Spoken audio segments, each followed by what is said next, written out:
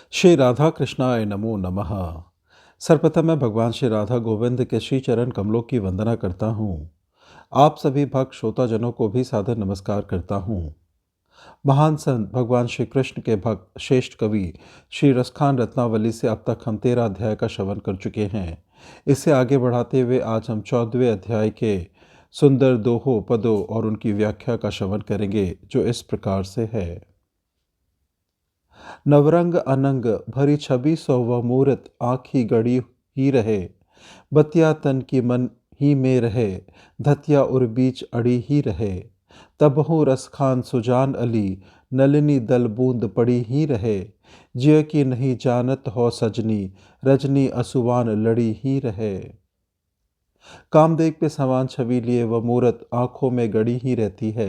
मन की तमाम बातें मन में ही रही, दुनिया के तमाम दाव पेच बीच में लगे ही रहे।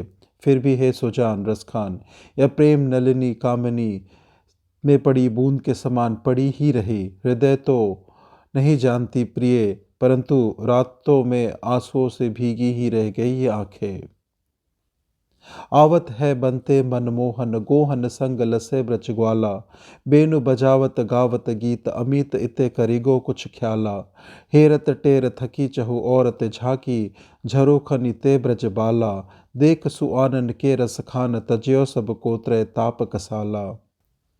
वन में मनमोहन गायों के साथ आते हैं और उनके साथ में ब्रज के ग्वाल बाल। बंसी बजाकर वह निर्मोही यहाँ कुछ तमाशा कर गया। उन्हें देखकर सभी नर नारियां व्याकुल हो उठती है और अपने अपने झरोकों से सभी ब्रजबालाएं ताकती है। उनका मुख देखकर सभी के कष्ट दूर हो जाते हैं। अंग ही अंग जराव जरी अरु सीस, बनी पगिया जर तारी। मोत निमाल हिये लटके, लटुआ लटके सब घुगर वाली। पुरन पुनः हु ते रस खानी, ये मोहन मूर्ति आनि निहारी। चारों दिशा के महाअग हाके, जो झाके झरोखे से बाके बिहारी। अंग अंग में सोने चांदी के तारों से सुसज्जित वस्त्र और सिर पर पीली पगड़ी है। मोतियों की सुंदर माला उनके गले में लटकी है और चेहरे पर बालों की सुंदर लटी लटकी है। संपूर्ण पुण्य का लाभ मिल जाता है जब यह मोहिनी मूरत देखने को मिल जाती है। चारों दिशाओं के संपूर्ण पाप नष्ट हो जाते हैं जब मन के झरोखे से बाके बिहारी देखते हैं। यह गोधन गावत गोधन में, जब ते यह मार्ग है निकसयो। तब ते कुलकानि किति यो करो, नहीं मानत पाप हियो हुलसयो। अब तो जू भई सु भई कह होत है लोग, अजान हसयो सु हसयो। को पीर ना जानत जानत सो झिके, हिय में रसखान बसियो। वे जब से गायों के साथ गाते हुए इस मार्ग से निकले हैं, तभी से कुल की मर्यादाएं टूट गई हैं और यह पापी हृदय प्रसन्न हुए बिना नहीं मानता। अब तो जो होगा सो होगा, लोग हंसेंगे तो हंसेंगे। हे रसखान, उस हृदय की पीड़ा कोई क्या जानता है जिनके हृदय में श्री कृष्ण बसे हैं। जब कान भय बस बांसुरी के, अब कौन खखी हमको चाहिए। यही रही दिना संग लागी रहे वा, सौत की सासत को सहिए। जिन मोहि लियो मन मोहन को, रसखान से क्यों ना हमें दही है।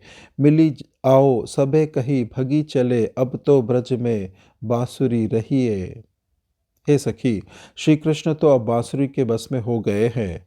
अब हमें कौन चाहेगा, वह तो रात दिन उनके साथ ही लगी रहती है। उस सौत की पीड़ा कौन सहन करेगा जिसने मनमोहन को मोह लिया है।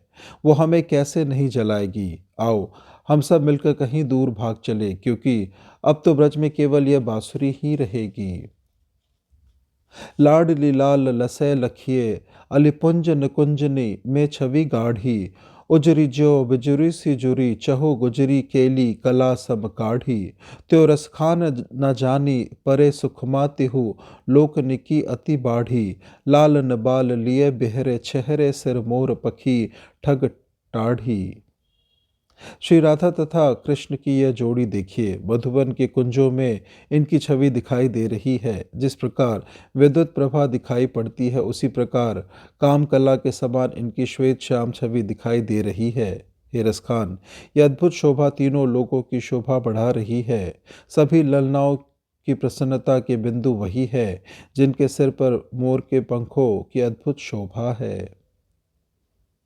मोहन जू के वियोग की ताप मलिन महाधुति देह तिया की, पंकज सो मुख गो मुरझाए लगे लपटे विरहागी हिया की। ऐसे में आवत कान्ह सुने रसखान सुनी तरकी अंगिया की। यो जगी ज्योति उठी तन की उसकाए दई मनो बाती दिया की। मोहन के वियोग की अग्नि ने गोपी के शरीर की श्रेष्ठ कांति को धूमिल कर दिया है। कमल के समान मुख मुरझाया गया है। इस पर विराग्नि की तीव्र लपट लग गई है। ऐसे में कान्हा का ना आना सुनकर चोली का बंधन टूट गया है। इसी प्रकार तन की कांति उसी तरह पुनः शोभायमान हो उठी जिस प्रकार दीपक की बाती को उकसा देने पर प्रकाश बढ़ जाता है। जात होती जमुना जल को मनमोहन घेरी लियो मग आय के, मोद भरयो लपटाए गयो पट घूंघट टार दियो चित चाय के। और कहाँ रसखान कहो मुख चूमत धातन बात बनाए के, कौन निभे कुलकानी किए हिए सावरी मूरत की छवि छाए के। जा रही थी यमुना जल में पानी भरने की, मनमोहन ने रास्ते में आकर घेर लिया। प्रेम में भरकर वे लिपट गए तथा मुंह का घूंघट हटा दिया। रसखान कहते हैं कि वे बातें बनाकर मुख चूमते हैं। कौन कुल के सम्मान को निभा सके जिसकी आंखों में सावरी मूरत छा गई हो। एक समय जमुना जल में सब मज्जन होत नसीब रच गोरी, त्यो रसखान गयो मनमोहन लेकर चीर कदम्ब की वोरी। न्याय जबे निकसी बनिता चहु और चिते चित रोस कर योरी। हार हियो भरी भावन सो पट दीन लला बचना मृत बोरी। एक समय यमुना जल में स्नान करने हेतु ब्रज की सभी गोपियां गई। रसखान तभी वहां मनमोहन जाकर सभी के वस्त्र लेकर कदम्ब की डाली पर चढ़ गए। नहाकर जब वे गोपियां बाहर आई तो चारों ओर देखने लगी और मन में क्रोध करने लगी। जब वे हार गए तब मनभावन मोहन ने उनके वस्त्र अपनी अमृत वाणी में भिगोकर उन्हें वापस लौटा दिया। चीर की चटक ओ लटक नव कुंडल की, भौह की मटक ने आँख न दिखाओ रे। मोहन सुजान गुण रूप के निधान फेरी, बांसुरी बजाए तनु तपन सिराओ रे। एहो बनवारी बलिहारी जाओ तेरी अजू, मेरी कुंज आए नेकू मीठी तान गाओ रे। नंद के किशोर चित चोर मोर पंख वारे, वंशी वारे सावरे प्यारे इत आओ रे। अपने वस्त्रों की चमक और नए कुंडलों को धारण कर वे भौहें मटकाकर प्रेम में आंखें दिखाते हैं। मोहन जो गुण और रूप की खान है, बांसुरी बजाकर शरीर की जलन मिटा देते हैं। हे बनवारी, मैं तुम पर न्यौछावर हो जाऊं, आज आकर मेरी गली में कोई मीठी तान बजाओ। नंद के लाडले मन को हरने वाले, मोर पंखों को धारण करने वाले, बंसी वाले सांवले प्यारे यहाँ आओ।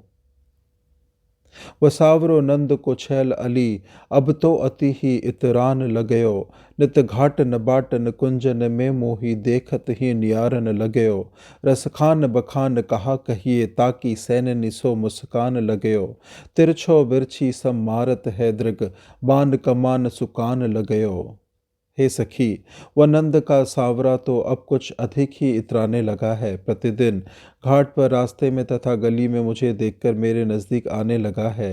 हे रसखान, इस बात का बखान कहाँ तक करूँ। वो मुझे तिरछी नज़र से देखकर हंसने लगा है। अपनी आँखों की कमान कानों तक खींचकर तिरछी बर्छी की तरह मारता है। कालिह परियो मुरली धुनि में, रसखान जुकानन नाम हमारो।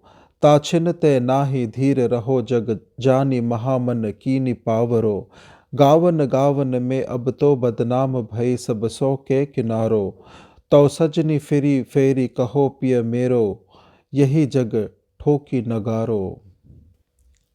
कल जो मेरे कानों में मुरली की धुन के साथ मेरा नाम पड़ गया, उसी क्षण से धीरज नहीं है। सारे संसार में यह मन कहाँ कहाँ घूमता है। गांव गांव में अब तो मैं बदनाम हो गई हूँ। सभी ने मुझसे किनारा कर लिया है।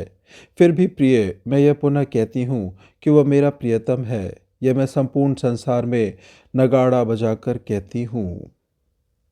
मान की औधी है आधी, धरी अरुच और रसखान डरे डर के डर।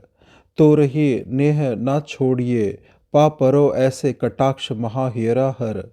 लाल गोपाल कुहाल बिलोकिरी, नेक छुए किन दे कर सोकर। ना कहिबे पर वारती प्राण, कहाँ लखवारी है, हाँ कहिबो पर।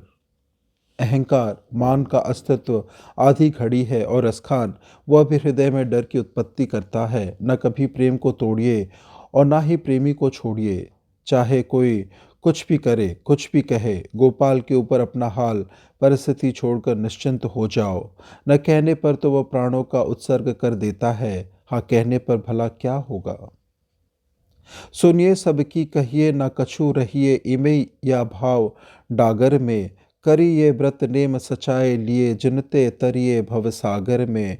मिलिए सब सो दुर्भाव बिना, रहिए सत्संग उजागर में। रसखान गोबिंद ही, यो भजिए जिमी नागरी को जित गागर में। सबकी सुनिए परंतु खुद कुछ भी ना कहिए। व्रत जाप तप कीजिए बिना किसी दुर्भाव के। सबसे मिलिए तथा जहाँ सत्संग हो रहा है वहाँ बैठिए। हे रसखान, गोविंद को उसी प्रकार भजते रहिए जिस प्रकार नारी का मन उसकी गागरी में रहता है। इस प्रकार से श्री रसखान रत्नावली से आज के 14वें अध्याय की संपन्नता होती है। श्रवण करने के लिए और अपना बहुमूल्य समय देने के लिए आपको धन्यवाद। त्रुटियों के लिए क्षमा प्रार्थी हूँ। श्री राधा कृष्णाय नमो नमः।